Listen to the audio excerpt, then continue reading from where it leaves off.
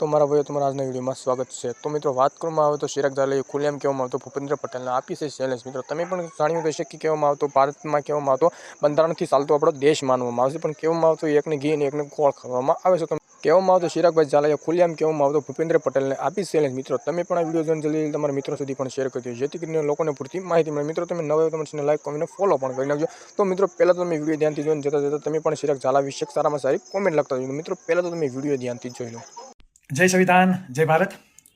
ગુજરાત સરકાર અને ગુજરાતના મુખ્યમંત્રી અને ઉપમુખ્યમંત્રીને માલુમ થાય કે આ દેશ બંધારણથી ચાલે છે ને બંધારણ એવું કહે કે દરેક સમુદાય સમાન। તો આજે એકને ગોળ ને બીજાને ખોળ કેમ? કોળી સમાજ, ઓબીસી સમાજ, એસસી એસટી કે માઇનોરિટી સમાજ હવે પહેલાની જેમ અશિક્ષિત નથી। અમે પણ બંધારણ જાણીએ છીએ અને સમજીએ છીએ।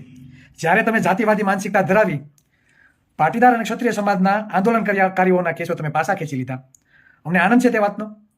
તમે બિન અનામત વર્ગને અત્યાર સુધીમાં 2000થી પણ વધુ કરોડની તમે ફાળવણી કરવામાં આવી।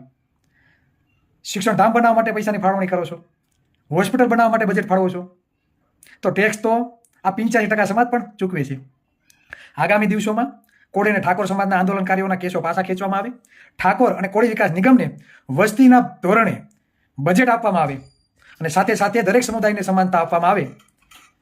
તે જ વાત સાથે અમે તમને રજૂઆત કરીએ છીએ। આગામી દિવસોમાં વિધાનસભા સત્ર ચાલુ થાય છે તો અમે ન્યાયિક રીતે મુખ્યમંત્રી સાહેબને લેખિત રજૂઆત કરવા માટે આખો સમાજ ત્યાં ઉમટી પડશે, તેની નોંધ લેવી। જય સંવિધાન, જય ભારત।